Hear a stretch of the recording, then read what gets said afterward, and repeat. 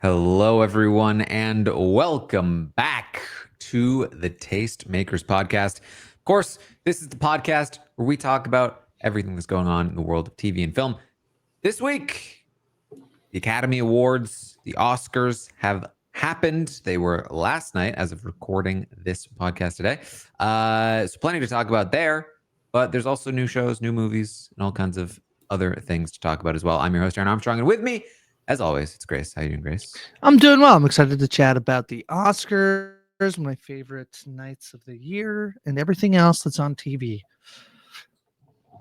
There it is. That's what we're going to do. So we're going to talk about some Oscars. We're going to talk about some of the new shows from the week and talk about some of the things coming up. We also want to catch up with a couple of shows. Primarily, we're going to do some Pitt conversations. The Pitt. Up to episode 9.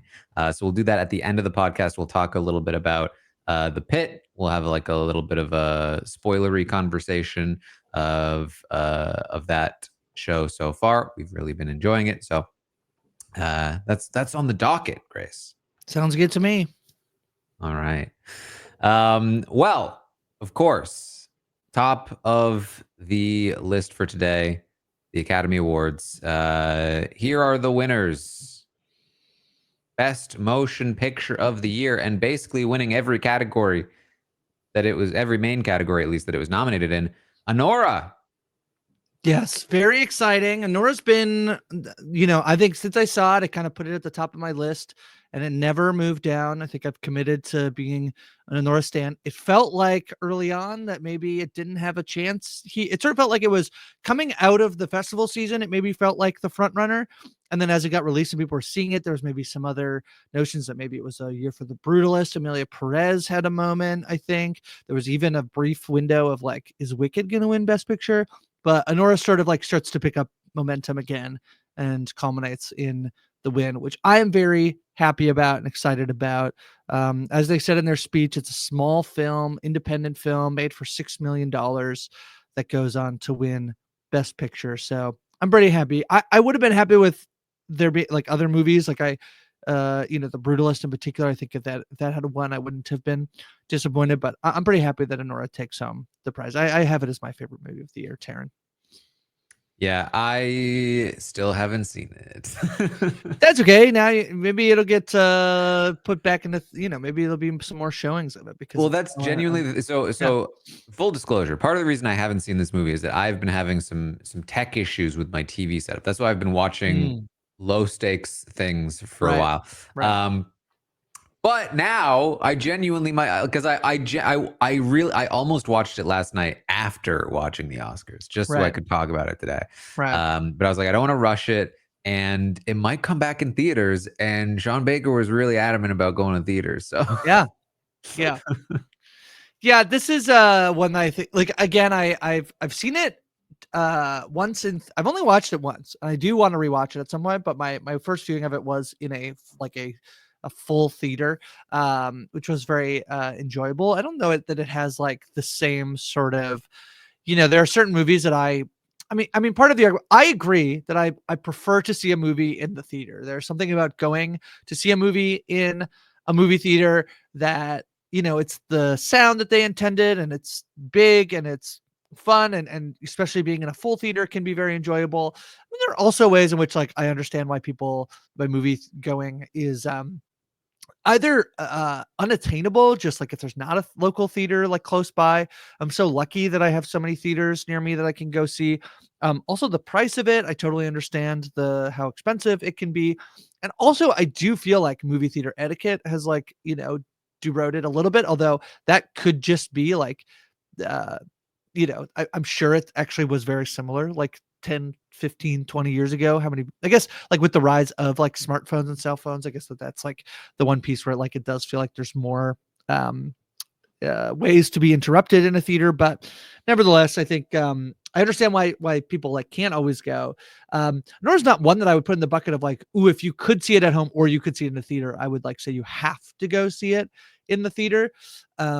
but I put movies like Dune and Wicked, Mhm. The Brutalist, even I do put in that sort of different categories. So but I'm very happy Nora won. So Yeah, and a kind of an interesting story here, I feel, because it did seem like Honora was a front runner early on, lost steam, yeah, and then the various controversies with Amelia Perez and The Brutalist end up kind of knocking the field back to level, and it seems like with all of that uncertainty, it all kind of fell back to Honora as sort of like the unproblematic darling of Mhm. the night, winning so many of the major awards. Best Picture on top of Mikey Madison winning for Best Actress, That might be which the most was, surprise of the night, Taran, yeah. I think, because I think everyone thought it was going to be Demi Moore, and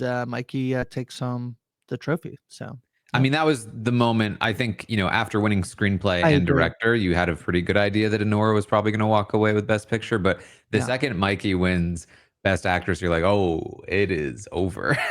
yeah, yeah. I agree with that. Hmm. I wish I could speak to, my thoughts on her performance, of course, but I mean, I definitely could have seen Demi Moore winning this one, based on, everything else that was going on and the story that she had.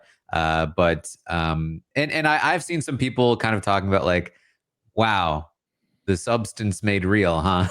Yeah, yeah, Like yeah, yeah. that a younger actress is going to take this award.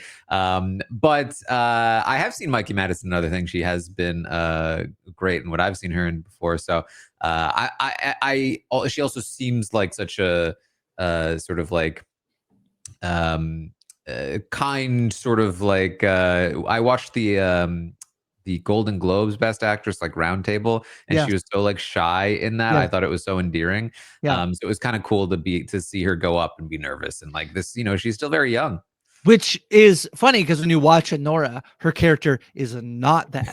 Her character is the opposite of that, and not that she is endearing, but she is not shy. She Mhm. does not withhold what she thinks or what she wants to say. In this very like I think she's tremendous in it, and so to then like sort of not only is the performance I think so good, but then to also then feel like, oh, it's so different than who she seems to be, I feel like is impressive in a sense. So I'm very happy for her to pick up Best Actress. And yeah, Sean Baker wins for Best Directing. I kind of think anybody in that category felt like they could have won. Brady Corbet certainly feels like he was sort of like could have won, but yeah, once it goes to Sean Baker and they get the writing credit, um, and then the actress win it, feels like Honora's to lose at that point. So And yeah, editing as well.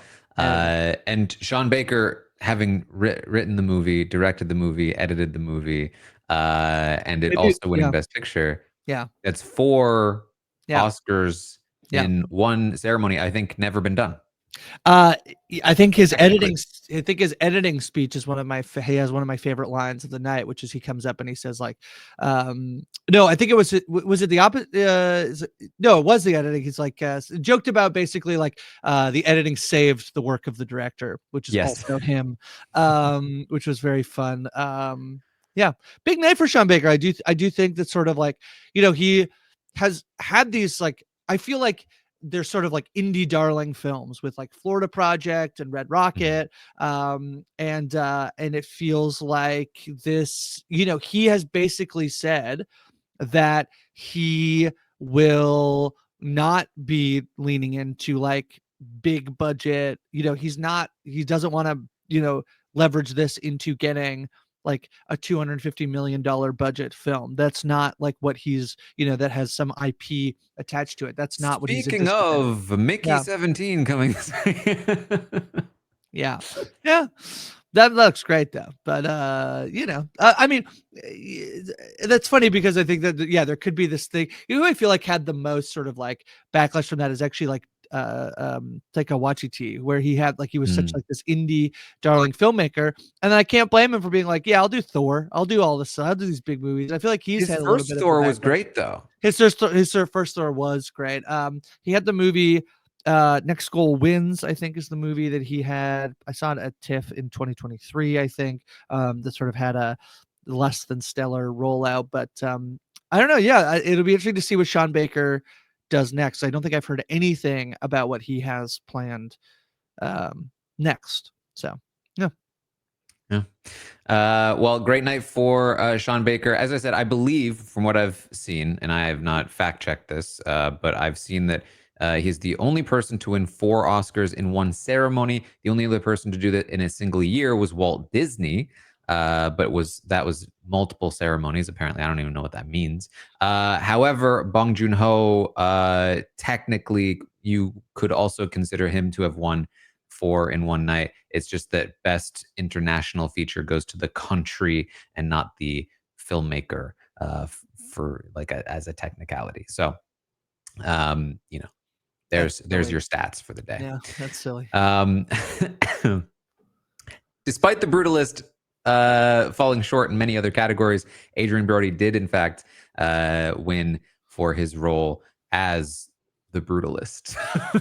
Yeah, I was kind of hoping for a Timmy win, but I don't mind Adrien Brody, and I think he also has one of the standout speeches of the night, where as he's speaking and they go to send him off, and he goes, "No, I've done this before. Turn it off," and then they turn off the music. It's such a power move, and he does it to then basically deliver a message about the meaning of the Brutalist and the themes of the film and what it means in terms of being a topic that he wanted to address now in terms of anti-Semitism and racism and authoritarianism. And so I liked that moment. And then they play him off again. He goes, "Yeah, all right, I'll get out of here." Get out of here. So I did find his speech to be rather interesting. I feel like there's been a little bit of like, I think I saw a thing that was like, "Oh, is he like the worst winner to win? Like, did he win like for like, is he the worst 2-time winner or whatever?" And I was like, I think it was extremely good in the Brutalist. I don't mind, and because I'm not, I'm so happy that Mikey Madison won, because I feel like I really hate the sentiment of like, you'll get one eventually. Like, maybe not. Maybe you never ever are in a film again that gets nominated for an Oscar. And if you're the best film of that year, it shouldn't matter whether you've won or not, or how old you are or whatever. And so I kind of felt like maybe that was happening with Chalamet, but Brody gets it instead, which I think is fine. That's great. Yeah, I'm a Chalamet fan. I'm not a fan of people winning for biopics. Right. I think it's just too common a thing. And quite frankly, Adrien Brody winning for The Brutalist, it's such a biopic coded movie. I know. But they love musical biopics more than they even love biopics. They really do. I feel like they love, really do. Yeah, when Rami Malek won for that was Freddie. I'm a big Rami Malek fan, but me too. Yeah, that movie was not great, I thought. Yeah. I thought so. One of my favorite comments that I saw as I was watching last night was, "Wow, this speech is longer than The Brutalist." Yeah, probably true. Yep. Mm-hmm. Yep. It was like I appreciate the power move, but there were a lot of pauses in that speech that maybe could have been tightened. He kept being like, "Don't worry, I won't go long," and then he would just be silent for 5 minutes. Not 5 minutes. The other thing about Timmy, they must be that guy, I think, probably got the most like jokes. I think like he's been on SNL. He's happy to play along. He's like, had this like great press run for a complete unknown. Like I guess they know he's happy to play ball. But I think they're so desperately looking for like mega stars. Like, it does feel like there's a lot of talk in the last years, but like we don't really have movie stars anymore. Like, gone are the days of Tom Cruise and Leo and Denzel, all of these superstars. And it's fun. There were so many jokes about Timothée Chalamet last night at the Oscars that I feel like they're just like, please, we need to make another superstar so that people will watch the show. He's sitting next to who's he dating? Kylie Jenner? Which Jenner is he? I don't know which one he's dating. Probably. Okay. I don't know. Yeah. Or Kardashian, I mean, not Jenner, but that's okay. Yeah. Yeah. I did think it was funny when I think it was like, it might have been cinematography or visual effects that was like, they showed clips from A Complete Unknown and then Dune back to back, and it was just like Timmy both times. Timmy. Best performance by an actor in a supporting role. Supporting roles went to the obvious ones that we all knew: Kieran Culkin and Zoe Saldana. I remain in protest, I think, with both of these. I think they're both leading roles. I agree. They're not supporting roles, but category fraud. I really I like the tradition of having the previous winner Mm, come out and do the introductions for the first one. They did it for all four awards, which I thought was great. I really liked it. I think maybe they didn't do last year. They did the thing where they had someone who had won the award come out and like deliver sort of like a thing about them. I wonder how much changed when Carla Sofia Gascon's controversy came up, that you would have had to have someone be like, "Dude, it is." I honestly don't know that that is probably true, just because like I don't know, Conan like called her out a couple times in the broadcast about tweeting. I think it was 2 jokes at her expense. And then they still did the thing, and when she got they still had the person who was giving the award. So who did this, who was last year's best that was for lead actress, but delivered like sort of a thing to each person. I just can't remember who won last year. it's Uh, from the Yorgos movie. Oh, Emma Emma Stone. Stone. That's Yeah. right. So she sort of get, every person. So Killian Murphy and whoever came up, they sort of gave like one thing to each one. I really like that. The one thing I thought was like the best introduction thing they did was kind of having someone be in the movie who could talk about if it was costume design or production design or whatever. I think Mm. cinematography, they did this as well, of having someone star in the film, then sort of deliver a message to that person. I thought that was like one of the better like presenter things they've done in a long time, because those, I feel like, rather than the the lead actress, supporting actor, the big categories, I feel like it gave some like really lovely recognition to sort of the more like production side of movies that we don't often get to see, and to get those actors like talk about getting put in their costumes or being shot in some way. I thought it was really lovely. So yeah. Yeah, I like those. I like them in concept, and I like them best when there's a personal connection and they're telling like real stories. I Right. think that I feel like they falter a little for me when it feels like you don't even know this person and you're really just saying very generic things. Like, especially when it's like 4 in a row and it's like, you light up a room. You are an amazing person. Ariana, you are a wonderful person and you brighten every room that you walk into. Well, so this is what I'm saying. I feel like the one where it was the previous actress, like the previous like Mhm. actress, like giving 5 different, like having to Yeah. talk to each individual person, I feel like worked way less than the ones where it was like someone from the movie being like, Yes. and being in this movie with your costumes was like, Mhm. whatever. I did hear there's a really funny The Rest is Entertainment clip where they actually asked somebody who writes for the presentation speeches, like for the presenters to speak, and it's like you basically just like pull out your thesaurus and are like, the radiance of Right? cinema is emboldened by the work and your love of the craft. And it's like, yeah, they're just like pulling every adjective they can out of their butt. Yeah. Man, I really feel like the presentation jokes, uh, I just don't understand how they fall flat so often. Like, Yeah, can there we was not get better writers? So there was a little bit of a discussion about this, about how basically, if you notice, like I feel like a lot of the ones that do well are probably actually the people who are using the stuff that's written by by the writing team, and it's often the people who come in are like, this is making, I'm going to do my own bit, and then they try to do their own bit, Oh, where like that actually ends up being where like they fall flat, because that person isn't getting quite the exact tone, but they are trying to like do their own shtick that often like doesn't really work. Like it felt like Amy Poehler came out and like, I feel like comedians are the best, but the comedians have like Amy Poehler, I feel like had some, what her adapted screenplay joke was very good, and I can't remember exact. Oh, so many screenplays come from their feature films from around the world, which is astonishing when you realize that it's so hard to find an adapter. Like that's a really funny joke. But yeah. Anyway. mm.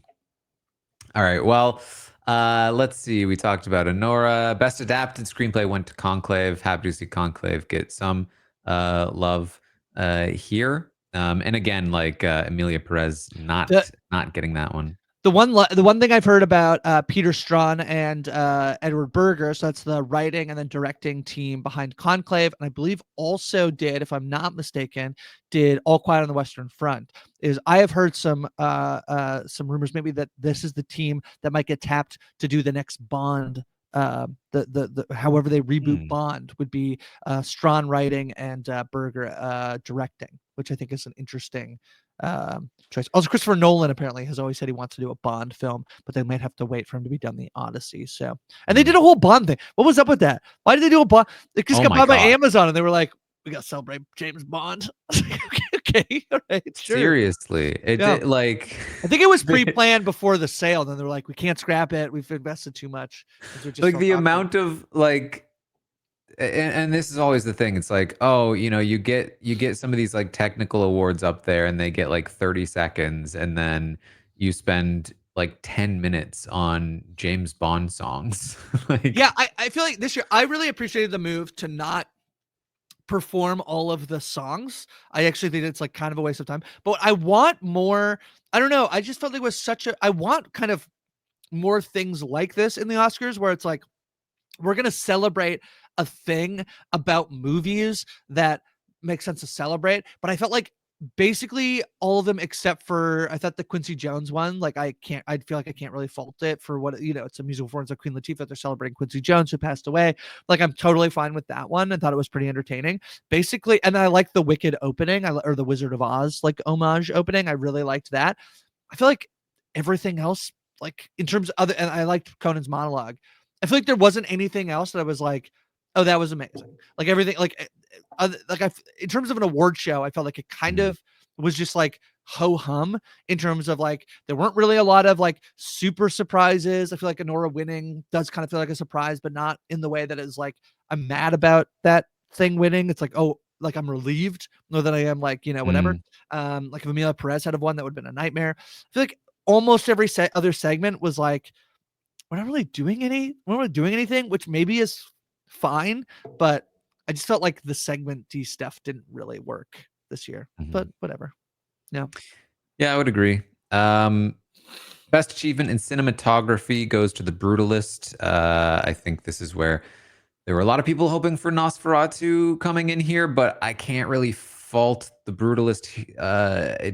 It looks really, really good. Nosferatu also looked amazing. I think just for the sake of horror, getting a win, it would have been nice to see. Yeah. But again, I can't really fault them going with Lol Crawley. I was happy the Brutalist one. I'm happy sort of like the Brutalist and Dune sort of like each got some. I feel like Dune got some visual effects and sound. I might be wrong about that. I'd have to double check that. But I feel like them both. Oh, Wicked got production design and best sound for Dune. I'm so happy that it got effects, and then Substance getting hair and makeup. I really liked the like.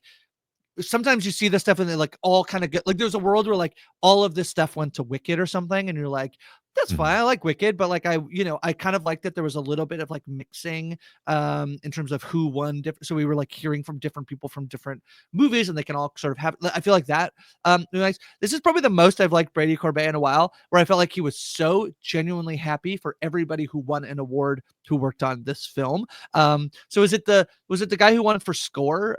He was from I think score was the Brutalist, and the guy who came up and like just seemed kind of like an awkward when he was like, I've been working in the music industry for 20 years. It was like, you look like 22. I don't know.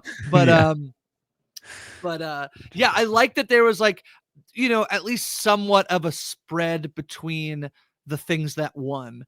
Yes, Daniel Bloomberg, who won for score. I do just like that, like a bunch of different stuff between Wicked, The Substance, Dune, and The Brutalist, all sort of like sharing a lot of this technical awards stuff. Even Amelia Perez wins for best song with El Mal. So the love kind of got spread around, which I like.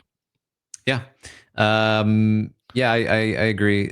Substance getting something is nice. Yeah. It's an Oscar winning movie now. So yeah. Then yes, original song. This was a little bit of an awkward Yeah, whatever. speech Yeah. with the singing. Oh, I did like that bit. I felt like they should have not that you could be like, hey, if we win, we want to do this bit. But there's a moment where they basically wanted the wrap-up music to play so they could sing along to the wrap-up music. But the show didn't realize that they wanted the music to play. So then Jacques Audiard is like, we have the wrap-up music, and then they realized, and then it was just like very awkward. So. It just like it's one of those moments where you're like, I think in your head, yeah, it goes one way, and then it doesn't go that way, and you do not know how to fix it. No. Yes, visual effects. Best documentary feature goes to No Other Land. I thought this was quite honestly like the best speech of the night. I mean, this was fantastic. Yeah. Me too. I feel like, what I think it is that I feel like there's so much. I feel like there's a lot of there's ways in which this conflict in particular, and we're not a political podcast, but I'm just saying is that it is hard to talk about because I know both Palestinian people who are rightfully very upset with what's happening, and I know there are Israeli people who there's just like some complicated, and I know that sounds like it's silly, but I feel like the guy who made the speech has kind of articulated sort of I feel like the most like sensible sort of thoughts on this on what's happening is that Palestinian like Israeli people won't be safe until Palestinian people are free. And I just thought that was it was such a good speech in the way that they're enjoying. This movie is incredible. It's so good. Yeah, very happy that it managed to win. Unfortunately, there's one movie and it's in that category. I was not able to complete my gauntlet. I'm going to watch it later today. I didn't watch Soundtrack to a Coup d'etat, but I'm going to watch it tonight. But I didn't finish my gauntlet before the Oscars. I'm sorry for everyone I let down. You've really let me down, Grace. This was fun. Flo winning. Were you happy? No, you are. I was very pleased. Yeah. Very pleased with Flo taking Best Animated. I thought that was such a cool little win for Flo. I thought that was really great. Yeah, nice to see. First, one of my favorite jokes of the night too was, so this is when and Conan comes out and he would be like, "That's the first ever win for Latvia to ever win an Oscar." It's like, over to you, Estonia, or whatever. And then I can't remember who won an award later. It's like she's the first. Was it Zoe Saldana? So I can't remember who was. She's like, this is the first person to ever win. Who's of this person, and now the ball's in your court, Estonia. And I was like, that's so because that has to be basically like an improv line that he has to do. So I thought that was very good. Animated short went to In the Shadow of the Cypress. That's my least favorite animated short, but that's okay. That's fine. What are you gonna do? I like live action went to I'm Not a Robot. That was my favorite live action short, and I didn't think it was gonna win, but I'm so happy it did. Was this the couple that was very cute? Yes, where she's like, just because I won this, I'm not going to give you a baby. After Kieran Culkin told his wife that she now has a fourth baby. She's like, we're Dutch and we're usually very sensible. That's right. So I don't say it, and we don't say I love you, but I love you. Yeah, it was very cute. Yeah. Documentary short went to The Only Girl in the Orchestra. I like it. I think it's sort of like I thought there was more like Death by Numbers for me was like to me the most like meaningful movie, but The Only Girl in the Orchestra is about the first ever woman to be in the New York Philharmonic, and how she's basically like retired but she's still teaching, and it's good. I actually kind of liked all of the documentary short films, so not really opposed to, but as I said, they either like the most like heartbreaking content you've ever watched in your life, or it's about music, and turns out music wins. Music wins out. Music wins. Yeah. Best international feature. This was an interesting one because by the time they did Best International Feature, Flo had already won Animated Feature, and so you knew that it well, not that Flo really had a chance here anyway, but like you like when it's weird when they're also nominated for Best Picture. Yes. So this kind of like ruled Seed of the Sacred Fig and Girl with the Needle, right? And Flo, I guess, out of the running, where it kind of felt like it was either going to be Emilio Perez and that was going to be I'm Still Here, and Emilio Perez's momentum had really dropped. So then you're like, oh, it's probably be I'm Still Here. But I do think there was a smidge of like, well, maybe it's Flo, but not when it's because to be fair, the voting for the nominees and then the voting for actually winning is different. It's not like it's all the and then whatever. But yeah, it did kind of feel like, wow, this will be I'm Still Here's, and I'm very happy it won an award because I think it's really good. I watched The Girl with the Needle yesterday afternoon. I thought it was really good. I gotta say, I thought it was quite excellent. It's quite a hard watch, I will say, but I thought it was quite good. So yeah, but I'm happy with I'm Still Here. Yeah. And then yes, some honorary awards and such. Yeah. That was the Oscars. That are the Oscars. I have one other piece of news I think we'll jump into before if you have other pieces too. But I just want to say it was a big week for, unfortunately, a sad week for, we lost a couple of people in the movie and television industry. Gene Hackman is one, who's quite a legendary actor. Still don't know exactly what happened to him, but and I didn't realize he had not been in a movie since 2004. I know. I couldn't believe it, and it's one of my favorite sort of. Actually, Jordan Kalish and I have an ongoing joke about the movie Welcome to Mooseport, which is the last movie he's in. But his Wes Anderson stuff to me is quite good. Obviously, there's stuff from before that. This is a Ray Romano, Gene Hackman movie where they're both running to be the mayor of Mooseport, and it was filmed in a small town near me. Baranski as well. With Christine Baranski, and I don't know, it was filmed in a town like 15 minutes from where I grew up, which is like why it sort of like holds a little weird place for me. But then Jordan Kalish one day was like, "You ever seen Welcome to Mooseport?" And like that's like Ray Romano looks so young here. He does look very young. It's yeah, wild. So yeah, Gene Hackman. But the other person I kind of wanted to talk about a little bit was Michelle Trachtenberg, who's for me fundamental in terms of from Harriet the Spy, but I know people also love her from Buffy. Seems like she had maybe an organ transplant and something wrong, so we don't know exactly what happened, but just way too young, obviously, for someone to go. Harriet the Spy was one of my favorite movies growing up. It notoriously had an orange VHS, and just this, she's just the best. It's just unfortunate to hear that she passed away. So yeah, Michelle Trachtenberg. Yeah. Well, I do have a couple pieces of news. One I thought was interesting. So I had originally sort of noted this down. There were reports that Kathleen Kennedy was going to be retiring. Kathleen Kennedy has been in charge of Lucasfilm and has been basically like the sort of Kevin Feige of Star Wars, sort of like leading the charge with the new trilogy and the shows, and sort of like in charge of all of that. Has taken a lot of heat because of that, because Star Wars fans really hate Star Wars, and so there was this news that she was going to be retiring by the end of the year and that somebody else was going to be taking over. Then there was another article saying, actually, that's not necessarily true. Yeah.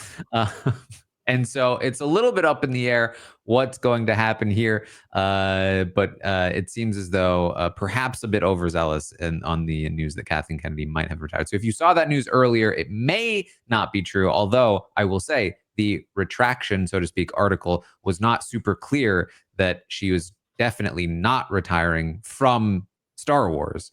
She just said she would not be retiring from the film industry, I think. So I don't know what the answer is, but that's the current state of things, I think. Yeah, I think there was the like language that was written. It was like we'll keep her in the Star Wars orbit for years or something, which doesn't mean that she's going to be in the position she's in. Like, so she could be like moving roles and still working. But yeah, it's a little bit confusing. So in the retraction article too was pretty wild, because it was like the author of that article was like, yeah, that dude that posted the original article sucks. They're just anti Kathleen Kennedy.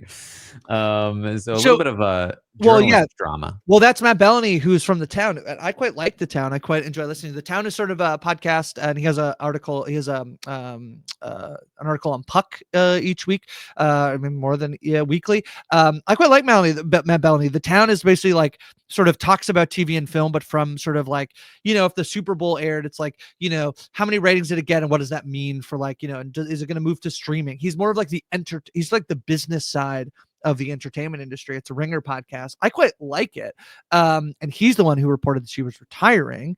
And yet he seems to maybe be wrong on this one, or but I mean, he's pretty well trusted. And there's actually a really interesting, if you want to listen to a Matt Bellamy podcast, I would highly suggest listening to his 2-part interview with the Netflix, the person who's in charge of content at Netflix. So it's not Ted Sarandos, it's sort of the next person down. I cannot remember her name off the top of my head, but he's basically says like, are you going to buy the NFL? Like, are you going to buy NFL rights? And like, we don't know. He's like, you told me 5 years ago that you weren't going to ever buy it. Now you have Christmas. Like, he kind of like, they have this like very frank discussion. So it's actually very interesting. And it does seem like he's pretty well connected. So I would assume that there's something to this, and that it's not like he got it completely wrong, unless he got like completely duped, but he probably wouldn't have published it if he thought he didn't have multiple sources telling him that was correct. So yeah, we'll see. Anyway.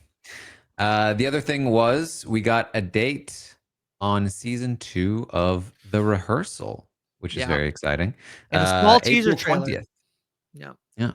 That's right, Taran. April 20th. And I actually hadn't heard this before, but I was reading about this. That some people were saying season 1 actually was fairly impacted by COVID at the time, which is part of why, if you saw The Rehearsal, the first episode feels very different than sort of many of the other episodes that became a bit more focused and isolated. And as such, this season may be a little more like the first episode of The Rehearsal rather than the subsequent episodes of The Rehearsal, which I thought it was all great, but I did really like the first episode. Yeah, I like the first episode. It definitely does. It basically, what happens is that he basically starts the second episode doing something else, and then basically gets like, what it feels like is obsessed with it. And sort of this is the thing that the rest of the show is going to be about, is basically this. So the first episode is a guy who wants to rehearse telling a friend that he didn't graduate, it doesn't have the degree he says he has, right, from his trivia team, something like that. So they set up the whole scenario where like it's trivia night, and they test out and they rehearse whether he's gonna, like, how he's gonna say it. Second episode is about like rehearsing having a baby for this woman, and he gets sort of like, what it seems like is like enamored with it, and that becomes the central focus point of the remaining episodes. I do think it does seem like the small teaser trailer that we get is sort of Nathan with his like laptop harness as he's watching like multiple different couples in a room in their house. I do feel like, if this tells us anything, relationships, I think, is the thing that he maybe is like, going to be focusing in on. I feel like we could shift the format a little bit, where it's like, rather than every episode being more like Nathan For You, where like we meet these people and then they're gone, I wonder if we could like track multiple, like, so you have like 7 different couples and he's rehearsing several different things, and you sort of have this, like, I don't know, it just could be, I mean, it's a very small teaser trailer, and it literally could be nothing. This literally could have been like fake, like you can't trust anything in The Rehearsal. So the thing about The Rehearsal I find very interesting. Dr. Amanda and I chatted a lot about The Rehearsal when we were talking about the curse. And the thing about The Rehearsal is I do think it's one of the best television shows of the last, say 5 years. I think it's incredible. I think it's so good. It's so unique. It's surreal and absurdist and complicated. And I also don't know whether ethically it should exist. Like, I don't know whether it was actually good for the first season to have, like, I do feel like there's the potential that like the kid who's in the show is like to a degree traumatized and has issues for the rest of his life about Nathan Fielder pretending to be his dad. Nevertheless, it's incredible, and I am so excited to see more. So comes pretty soon. Yeah. All right. So last week we didn't go over too much of what was coming this week. That was primarily, from my perspective at least, because there was a lot of stuff. None of it really stood out to me. So what I did was I just sort of tracked the response from these things. I tried to check out a couple of them. And I have 2 shows that I ended up checking out that stood out the most to me this week as new shows.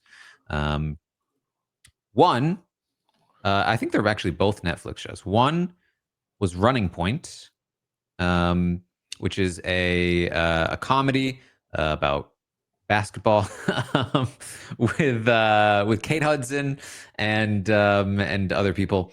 It's also created by Mindy Kaling amongst other creators as well.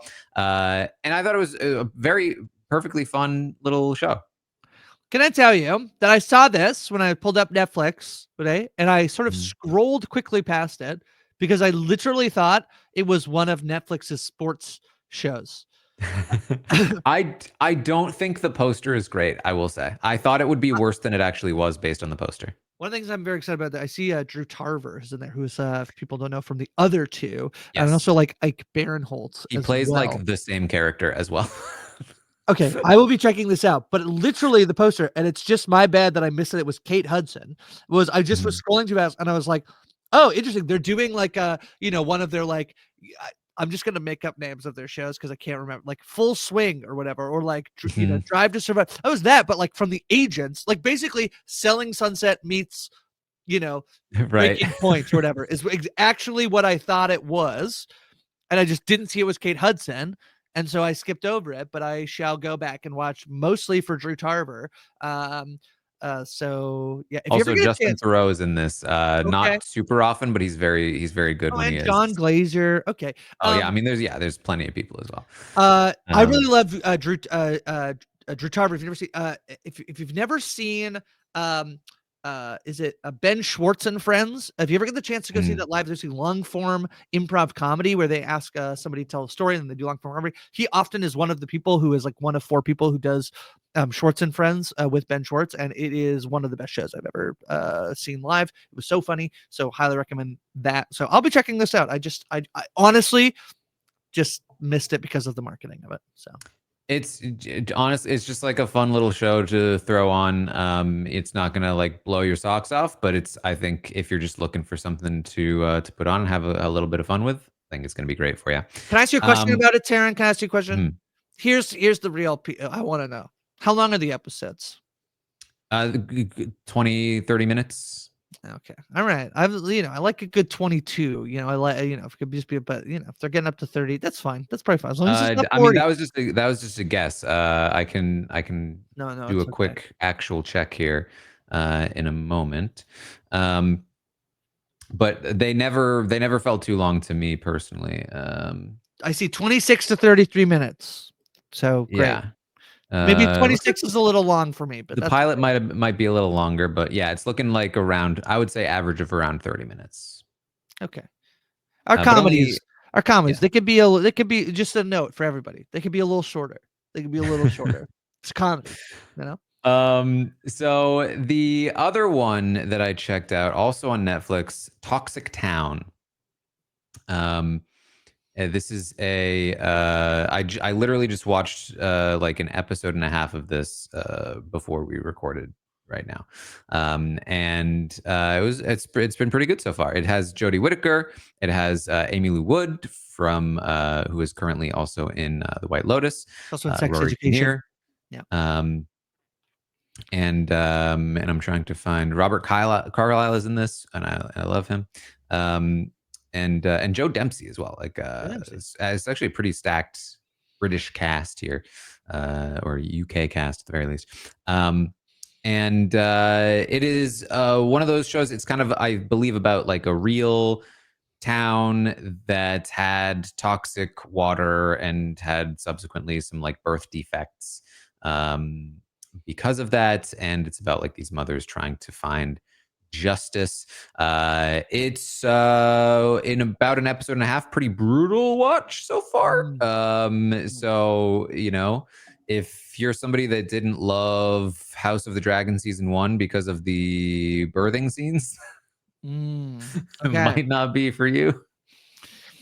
Okay, I will be watching this. This looks, I think, quite interesting to me. So 4 episodes. So yes, 4 episodes. So it's going to be pretty. If it was more than 4 episodes, I'm not sure I would have. I would be as high on it as I am at the moment. Yeah. But yeah, pretty good so far. Grace, did you watch anything new this week? I was trying to think. I don't think I watched much new this week. I mostly tried to catch up on the Pitt. I did watch Last Breath, the movie that came out. I'd seen it a little bit early. Have we talked about this? I can't Woody remember. Harrelson movie. Yeah, I think you mentioned that you watched it, but I don't know if we got.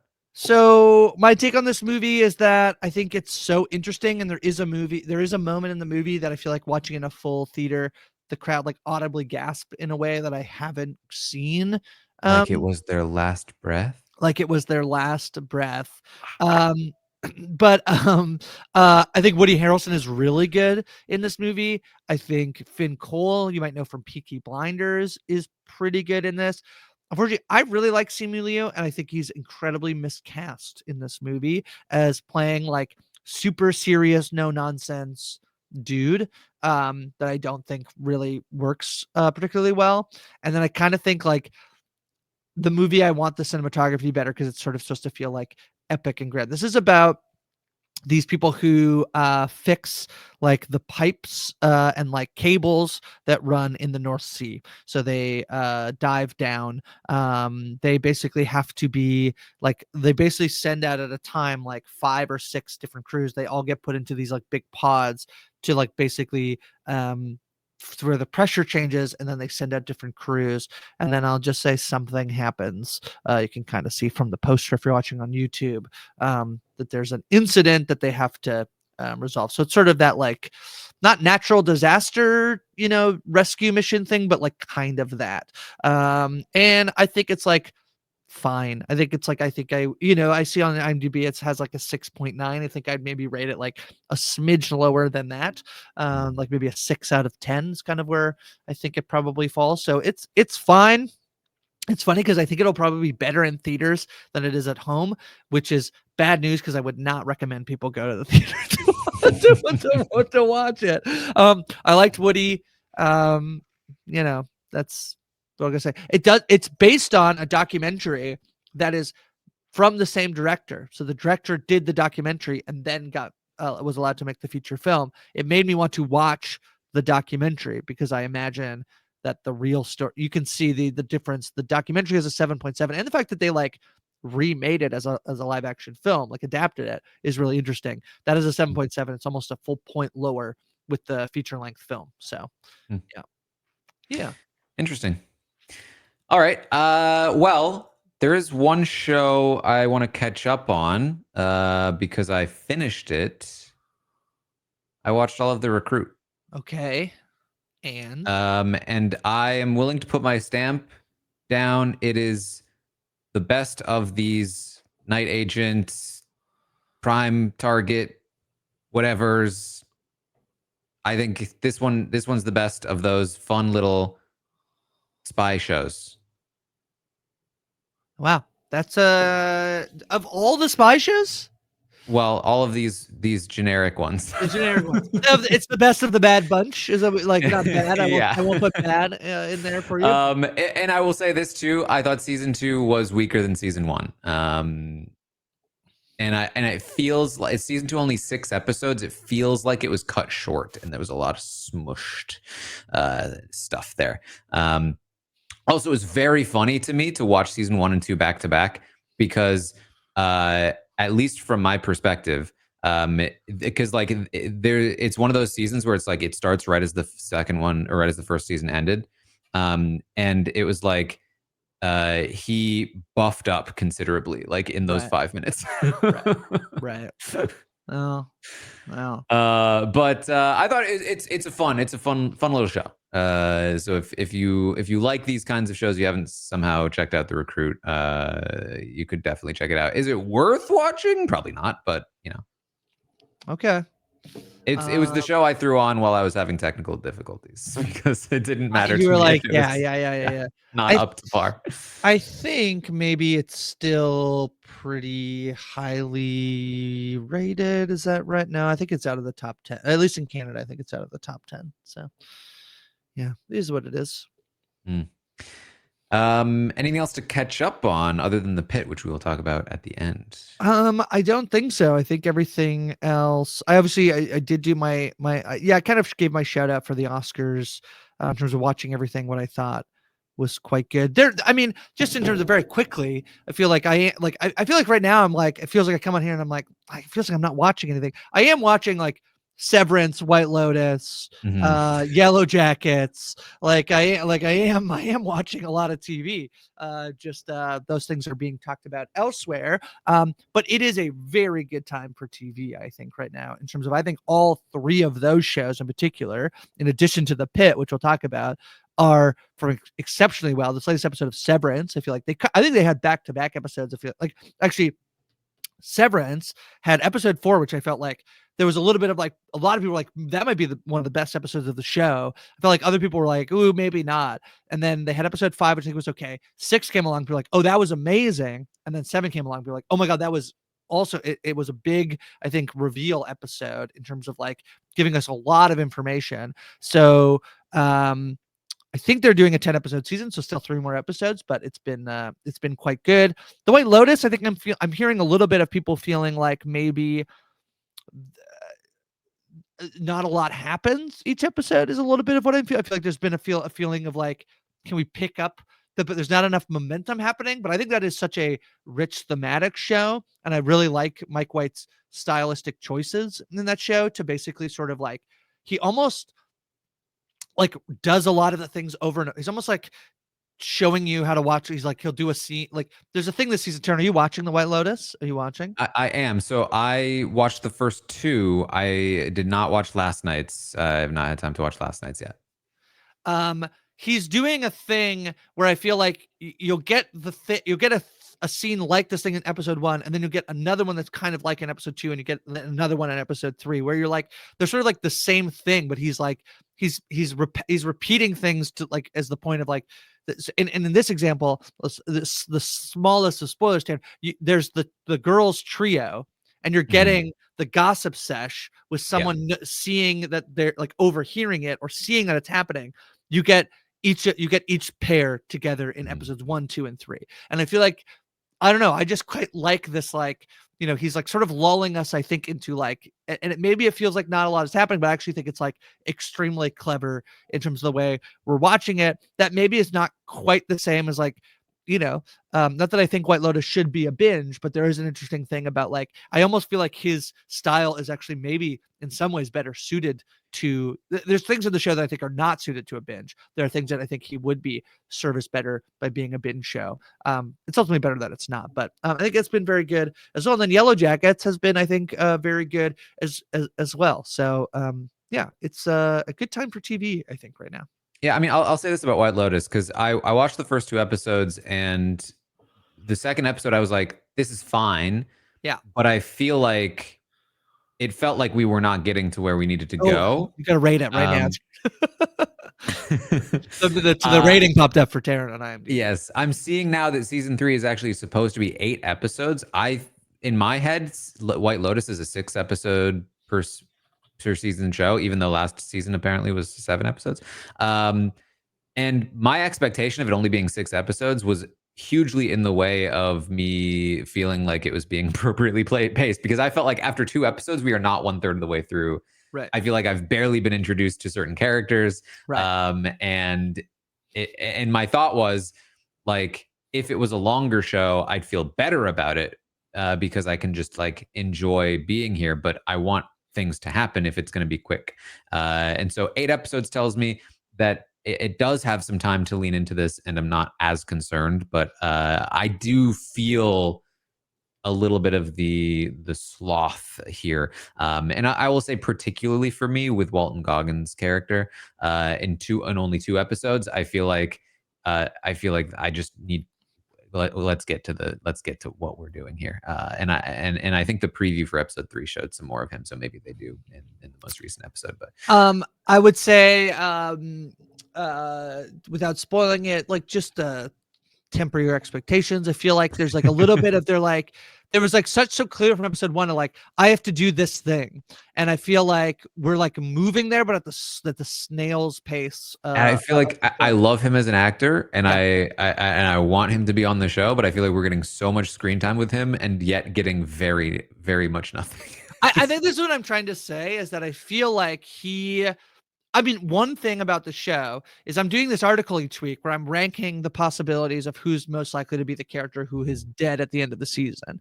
And one thing that I will say is I'm ranking 19 characters, and there's basically 20 that I think you could rank. And I'm like, basically just like, I wish I could pair done more. There's basically one character I think who's like so unimportant that they, like, the show has put in there. They put out a graphic, and it was like all the people who they said, like, who's it going to be or whatever. And they included this character, and I didn't include them. She's like the manager for the Ratliff family. She's like the one who keeps wanting Tim to put his phone. And I'm like, I really don't like, if she's the death, like, I'm sorry, but that, it's okay. There's basically 19 characters each week that I'm like, it maybe it could be like, it's very unlikely that it could be some of them, but it's maybe not. But they're basically trying to do 20 characters on the show, right? And I think he's much more interested in I do think I do think he's maybe this season had so far there isn't a moment that I'm like, oh, that's like the thing I remember about the season, as opposed to, I think both seasons 1 and 2 sort of had that. I do think Mike White was probably encouraged by HBO to do more episodes solely because it's a popular show and gets talked about, and so you can sort of see they went from 6 to 7 to 8. But and he's writing and directing every episode, so you can probably sense that he doesn't want to do much more than that. But this is like sort of the agreement that, like, yeah, they can have the show on 8 weeks instead of 6 weeks. So interesting so far. Interesting start. All right. Well, there's a big show coming up. Daredevil, Born Again, is dropping. Tomorrow as of recording. Yes. So big return for Daredevil. Daredevil probably, I think about this, probably one of the more successful, if not the most successful, Marvel show. It was on Netflix originally. It was like part of this Netflix, Marvel crossover kind of thing that quickly turned into The Punisher and Jessica Jones, and then The Defenders, I think it was called. And I felt like basically Daredevil had a good season, Jessica Jones had a good season, and then it just fell off a cliff for me, at least. So this is supposed to be a return to form. Daredevil's back. It's got the original cast, and I'm hearing very good things about it. And so my expectations are pretty high.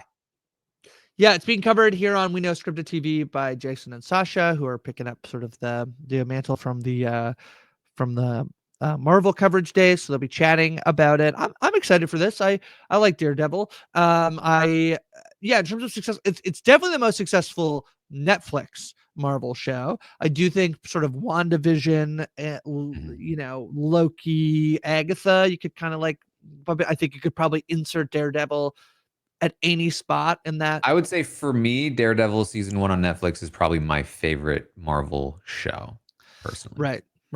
WandaVision sort of gets like tempered, I think, from its ending, which I think people liked less than they liked the beginning. They're sort of like picking it back up. It's a really interesting spot for Marvel. They have Captain America: Brave New World obviously was like sort of pretty critically panned. They have Thunderbolts coming in a few months, and so it'll be interesting to see how this intertwines with everything, because it sort of feels like the thing of, I think most people kind of want it to not be connected to anything else. I mean, he's appeared in the Spider-Man film, the last Spider-Man film that came out, Matt Murdock did. I think most people want it to be kept separate, unless they can do it correctly and intertwine it in a way that, right? That's the thing. People are like worried that like if they try to intertwine it and it goes bad, that sucks. Which is the case with everything. But part of what made Daredevil work really well is that it felt very low stakes compared to the rest of Marvel, and yet it was still impacted by other Marvel things. Right. And so that feels very good. It feels very good for that character. And so if they tried to turn this into something much bigger, I think that seems like it would work. And I don't think that's what they're going for here. Yeah, I don't know. We'll see. I feel like there's this thing of what I like is like let everything exist in on its own terms as much as possible, and then once it's been successful, then figure out how you then take the things you want and incorporate it in, but let it sit on its own and then write the story after so that it makes sense how it's intertwined, rather than trying to force everything into everything else that's good. But I don't For run sure. Marvel. And as I mentioned before, Mickey 17. I'm so excited Bong. for this one. I'm so So excited. yes, this is Bong Joon-ho, fresh off of Parasite, Fresh. from what, 6, 7, That was 6? 20. Was that 2019 that was Parasite? It might even be sooner. I can't remember. Parasite was 2019. Okay, so it was There you 6 go. years ago. He's back with an English language sci-fi film with a decently sized budget here, starring Robert Pattinson and Stephen Yeun. And I hope it's good. He's done this before. That this is not his first go at an English language movie. Yeah. Sci-fi. Also, Snowpiercer was Yeah. his first go. I liked Snowpiercer. I was not like the biggest fan. In my experience, personally, I have a few of my favorite directors are from South Korea, and I really love them. Many of them have done English language movies, like Park Chan-wook doing Stoker. They tend to not be quite as good as films made in their own language, but they usually have something about them that it still feels so interesting and unique. And so that's kind of my expectation here for Mickey 17. I do like Snowpiercer. I do like Stoker, and so I'm anticipating that I will enjoy Mickey 17, and I hope that I do. So Mickey 17, I'm very excited for this. My big thing is it's Robert Pattinson, like sort of picking to be in a Bong Joon-ho movie. I feel like that's like sort of where I get most excited, is like the collaboration between the two of them.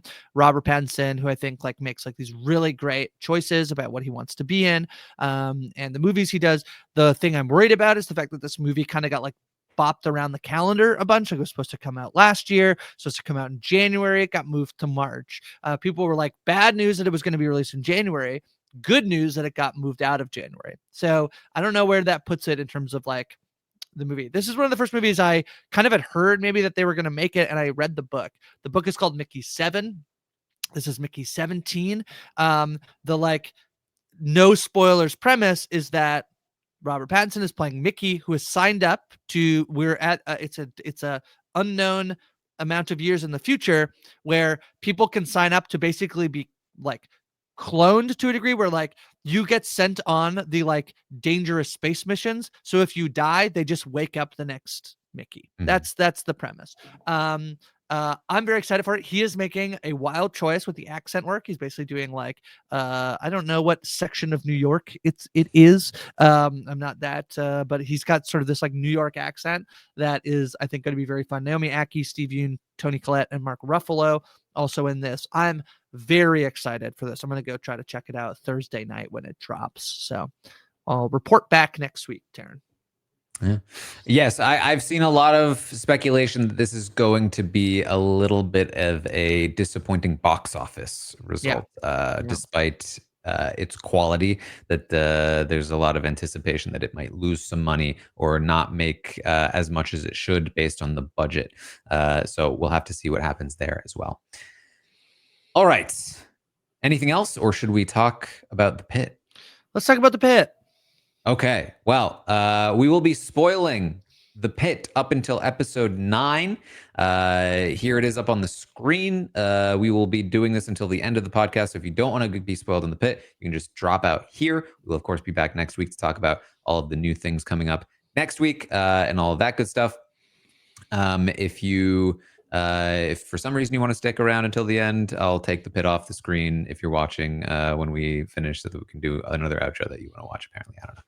Sure. I don't live Sure. your life for you. But yes, the Pit. You have now been warned.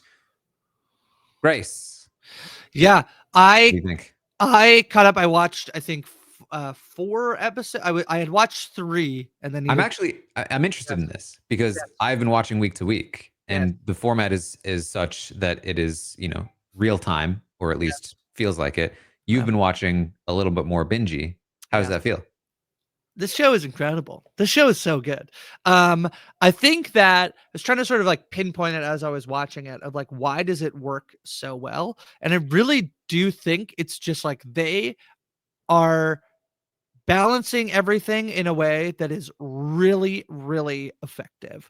There is a way in which every episode feels like there's always things happening, and you never kind of know where. And I think one of the things I was thinking about was there was like a series of things where it would be like, okay, we got this scene with these people and this patient, and then we go to the next one and it'd be like a different doctor, you know, with a different person, and then we get like 2 doctors, and it was like every time it swaps to a new story, I'm pretty much like my baseline is super high interest level for any individual story that's happening. Like I don't ever feel like there's a moment where we're sort of like, "Ah, I got to get through this scene to get to the next, you know, people." I feel like every story is very well done. The characters are really well defined, I think, in terms of why they might be in medicine, what their, you know, how their relationships, where their faults and where their strengths are. The relationship stuff I think is really strong. There's times where like I feel like, as somebody who works, I always say I work in healthcare adjacent, so I do I do education for healthcare providers about diabetes. That's basically what my job is, so trying to make sure that folks know what's going on. So not related to like ER at all, like at all, almost, other than like occasionally someone might come in who has diabetes, and we want to make sure that they're like treated well. But like sometimes you're like, wow, can this much really be happening? And I honestly am like super interested in that. I kind of want to talk. My sister-in-law is a nurse who's on mat leave, but does sometimes work in the ER, and I want to be like, is this really what it feels like all day? Just be like, there's a car crash, and then there's, you know, this person, we don't know what's going on with it. Like the amount of like to which it, like it feels like it probably is at least pretty true to how it feels, and it just feels like it's so rich and rewarding, and the writing is so good, and then the acting, I think, on top of that is really strong. I'm really enjoying it, and almost like it's the type of show where like I'm now probably going to try to keep up with it week to week, but it's the type of show that I feel like I can exactly see why it works, because I am going to be so mad when I finish that episode and then can't immediately go to, like, I felt that at the end of this one. Every So, time the episode ends, you're like, damn it. yeah. Ah. Yeah. Yep. And not because it's like intentionally cliffhangering you all the time. It, I think, often isn't. But you're still just like, oh, but I want more. I found a YouTube video by this guy, Dr. Mike, I think, who watched episode 1 and did like a review of like how realistic it feels. Not Dr. Mike from Survivor. Not Dr. No, I don't think so. No. I hope it's Dr. Mike. But yeah, Dr. Mike.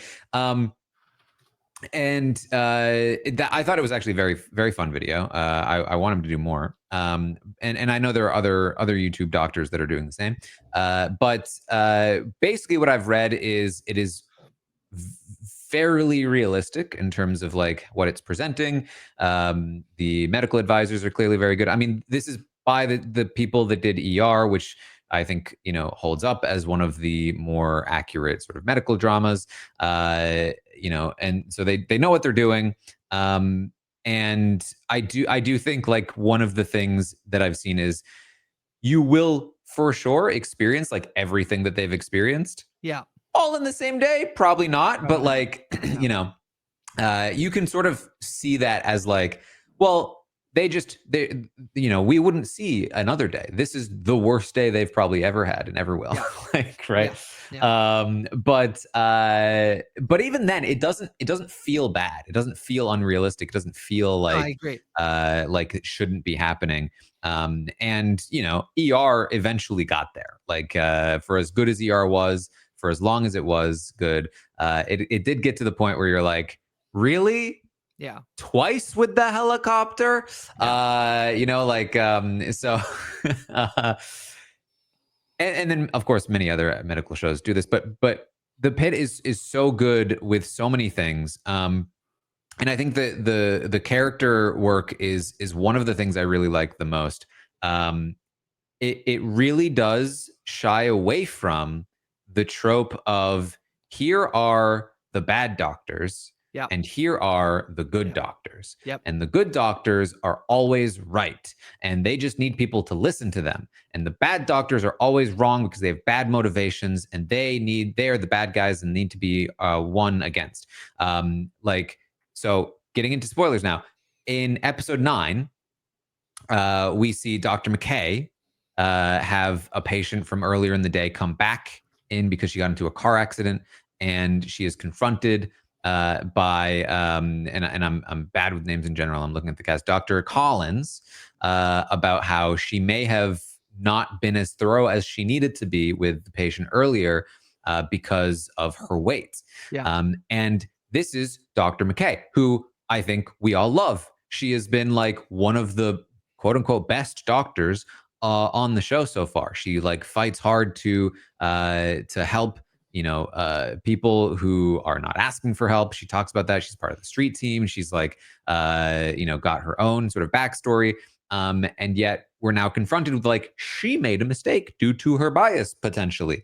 And it was a really interesting conversation between her and Dr. Collins about like where that bias comes from and like do you have it, and how like this isn't an accusation, I'm bringing up a possibility.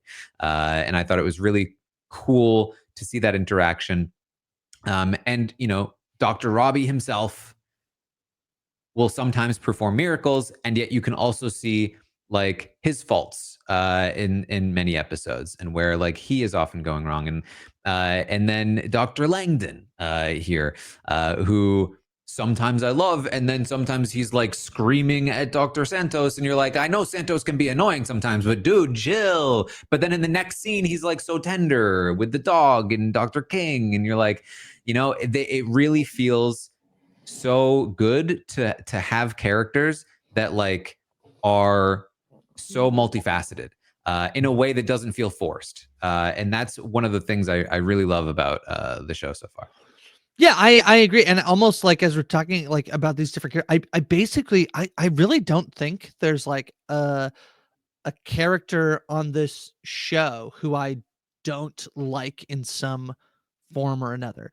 Like, I think that they all sort of have like I sort of empathize with all of them about like how just hard I think that this job is, and then how they're all just trying to navigate it all. Like I think that the thing about the Dr. McKay scene and pointing out her biasy, her weight, the potential bias she has about weight, comes off the heels of an episode where she's trying to figure out how to get this one woman like help if she's being abused, and like rushing to see if she can like figure out how to get the social worker to get there to like figure out some reason to like get her to stay. And by the time she gets there, she's gone, and it's just like, it's so, and like she's, opening up about how she's wearing the ankle monitor, the addiction issues she had, and how she's trying to sort of be on the road to like getting better. And then you get hit with this like, I think maybe you made a mistake. It's all just like it just, the whole thing feels so, it always feels like how it, not exactly how it must feel, but there's just like so much happening all the time. You just sort of like pop into something else, and yet it all, and I give the show a lot of credit for making it actually like pretty easy to follow all of this stuff as well, just in terms of how like how rich the story is. Like I think Dennis's Dr. Whitaker's story over the course, which hilarious that he like the running gag of like how many pairs of scrubs he'll need to go through, but then he has this like thing where he ends up getting like peed on. By the end of it, he's like trying to join the street team so that he can go help this guy, make sure he gets like his medication. You know, it's like it's all just like so well intricately woven, I think, in a way that is really satisfying to watch as a TV viewer. Do you have a favorite? I do feel like I have to say I do think Dana might be my favorite. Dana, I think she's sort of like the one always like sort of bantering. She's the one who gets hit at the end of the last episode. That's Dana? I think. I think Yes. I love Dana the most. I think. Yeah, I mean, that came so out of nowhere. It was like, yeah, I was like, what the fuck? And that honestly, that did feel very classic ER to me.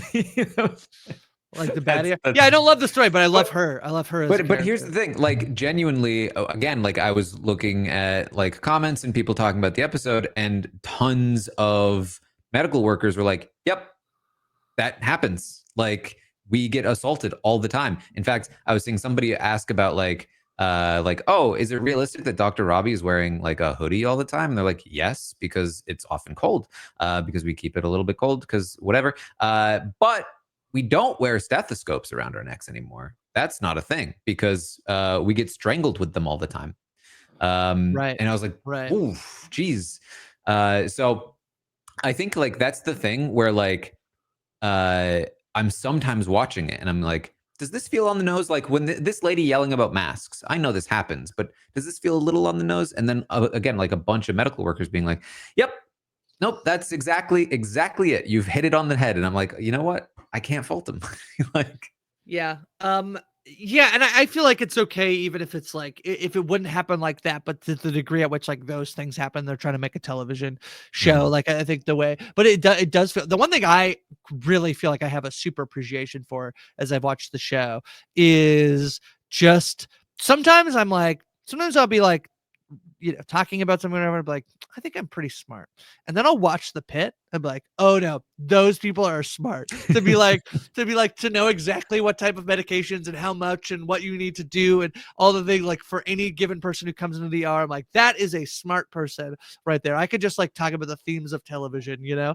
But so it's really good. And again, I just think like sort of the interactions between everybody, and I think sort of it does feel like it has this sort of like, not in a way that feels like wrong, but this like sort of it is the 2025 version of what it's like to work in a hospital, where they are talking about, you know, the mask, you know, the masking, or you know, the mask issue, or the weight bias, or all of these other things that sort of are like, you know, prevalent now that maybe weren't talked about. I just really love the show. It's so entertaining, I think, as a television show. And I'm so happy that we're getting 15 episodes. Yep. Because this is, you know, kind of when you see a show that has 10 episodes now, you're like, oh wow, that's like a lot. We got a lot, you know? And so to get 15 is actually kind of astounding. And I'm very excited to know that there's so much more of the show left. There's still 6 more episodes, 6 hours to spend here. So yeah, Langdon asking the mask lady like, so would you like surgery with no masks? Was, again, I was like, feels a little bit on the nose, but man, was that satisfying. It's very good. It's very satisfying. Yeah, I agree. In terms of favorites, I feel like Mel Dr. King has got to be the favorite. I mean, I do love Whitaker as well, though. With his scrubs and the rat catching, which was fantastic. Killed that rat. Yeah.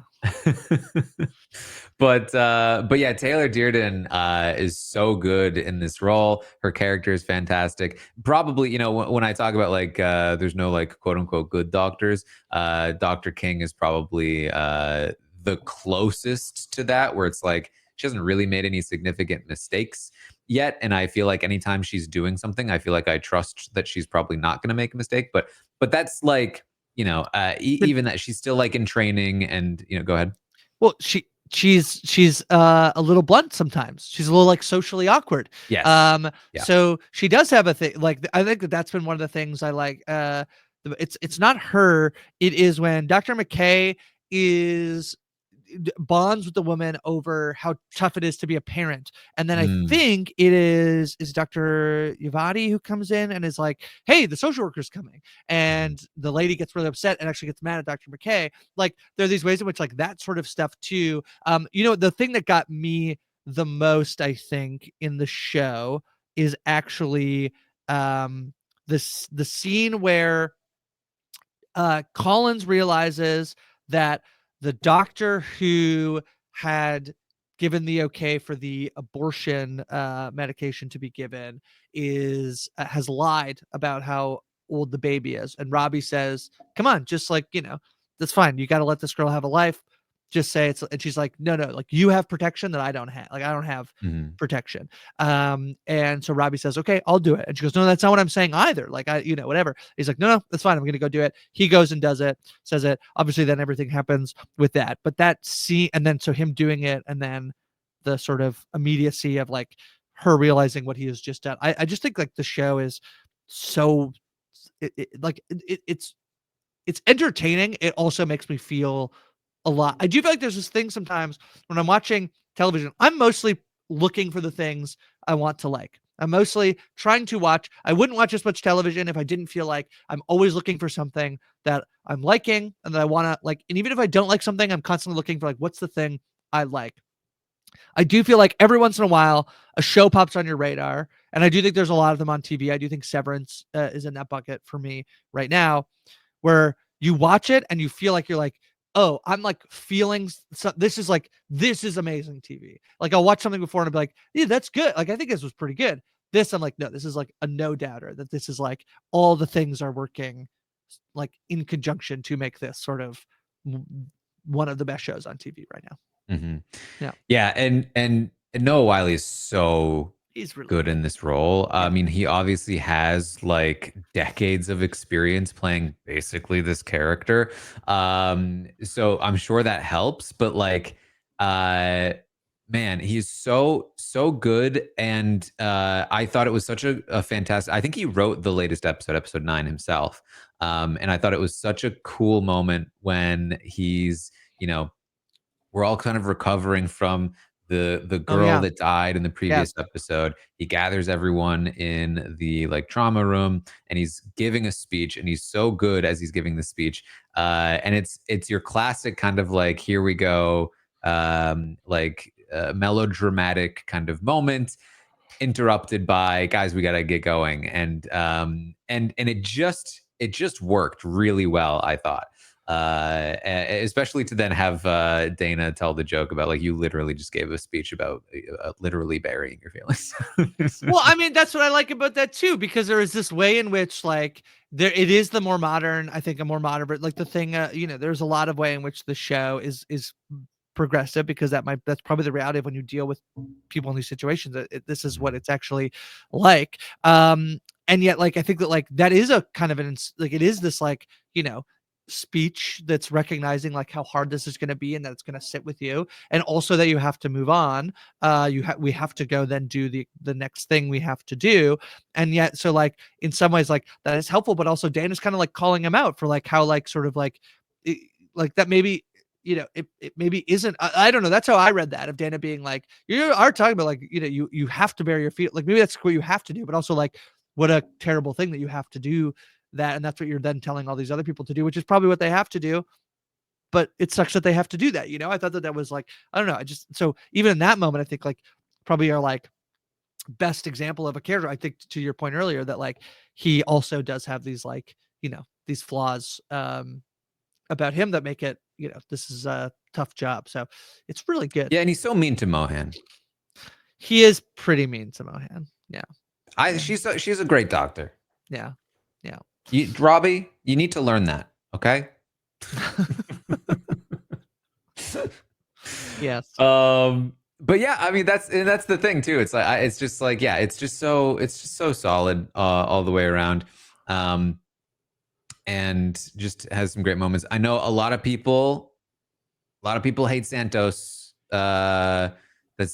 She's the big kind of controversial figure. I thought it was very clever of them in this episode to have her be right and finally be yelled at. Right. It was just such a clever way of sort of like approaching that character, is because a lot of people are like, yes, but not like this though. No. Yeah, she does the thing where she's like, he doesn't have to yell at us both. Like, it can be me. She was right that she needed a sodium, right? And then Langdon gets mad because he didn't get called in sooner. So, it's I think it's really, that's a really interesting thing about the show that I haven't really. I'm not a big medical doctor-y show, so maybe it's interesting because maybe some of this stuff for me is like, now I'm like, oh man, should I go watch all of ER, or like whatever. Like the one I did was Scrubs, and I feel like there was a lot of love for like Scrubs in terms of it also being like at least feeling true to it, even if not being exactly. But that was a comedy. There's a big difference, I think. So they're heightening the comedy as opposed to this show. Some of these shows may be heightening the drama. What I think is really interesting is to think about like how much school, how much work, how much knowledge all of these people, especially these like the students, the trainees have, and yet how much needs to be in place, obviously, to make sure that like you don't make a mistake that's wrong. That even someone like Dr. McKay, who is has makes a mistake, and so then the like sort of the power dynamics and the ways in which like you kind of always have to be on and checking yourself. But these are probably like, Dr. Santos is probably like way smarter than me. Yeah, in this situation needs to like sort of be in a situation where she has to, check with Dr. Langdon, because that's like the way it should work. I think that stuff is all it's all really fun. I'm excited to see what else happens. Yeah. All right. Well, that is the Pit. I'm sure we will check back in at some point, whether it's before the season ends or once the season ends.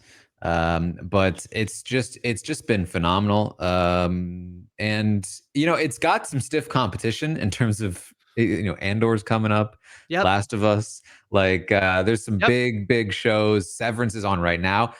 But I do genuinely think for me, it is a top contender for my favorite show of the year. And I mean, man, if all of these shows hit that are coming up, then this is going to be a really good year for TV. It feels like that. I mean, I do think we sort of had this, if you look at last year, we started the Tastemakers about a month from now, a year, I think in April, We're about right? halfway through the year, right? April, though, I think, weren't we? Or were we later than that? Am I wrong? Maybe we're later than that. I was thinking Well, I remember that because our first podcast, I mean, we started recording test episodes okay. before. So But our first episode was the half of the year, sort of okay. our favorite shows of this half of the year, basically. Well, that was to a little bit to where I was going, which is I do think probably already you could say, I think last year we looked at some shows and I was like, there have been some great shows that have come out. I think the quality of shows that have come out so far are probably already stronger than the crop of shows we had last year by the time we did our first, like, here are the top 10 shows of the year, top 5 shows or whatever we did. Like, I think Ripley is like up there for one of my favorite shows. That was our number one. We had Baby Reindeer and Fallout, some other stuff, but I think overall, like, I don't know if I think maybe Ripley makes my top 5. I don't know if maybe anything else makes my top 5 if I combine 2024 and 2020, like sort of that first half. So all that to say, it's a convoluted way to say I think it has been a very good year already, and there's potential that it is like an extremely good television year. So that's exciting. Yeah. All right. Well, that's it for us then here on the Tastemakers this week. We'll be back next week to talk through. Here, I'll take the Pit off the screen. Here we go. That's no more Pit spoilers. There you go. Welcome to those of you that decided to skip over it. Dr. Robbie died? Oh no. Fake spoilers. So we'll be back next week to talk through. I'm sure I'll give some thoughts on Daredevil. Hopefully we can both watch Mickey, but I can't promise anything. No problem. And yeah, we'll go from there. There's some more shows coming up soon as well. There are. Very exciting. So stay tuned for all of that. Anything else to plug, Grace? It's always helpful if folks check out my work over on Parade. Any clicks help. I'm doing a ranking for the White Lotus each week of who's likely to die, covering a lot of other stuff. I should be writing a little bit about Daredevil Born Again as well, hopefully about how it sort of potentially connects to everything else going on, and some notes about there. So check that out. You can find all that stuff on parade.com or follow me on social media. But yeah, I think that's it. I did join a pod. There will be Pod, I believe is the name. It's a 32 fans movie podcast. I joined them to do a bracket of the best. So I did the international film movies, and then we narrowed down to pick the winner of the best movie according to them in 2024. So you can check that out. Yeah. All right. Well, listen, if you like this podcast, tell a friend. That's what I hear on other podcasts. They tell people to tell a friend about the podcast. So that's, I guess, what you should do about this podcast, but probably even more so. Tell two friends. Tell two friends. Or more. More. Listen, I'm not in charge of your life. All right. Thank you all so much for joining us here today.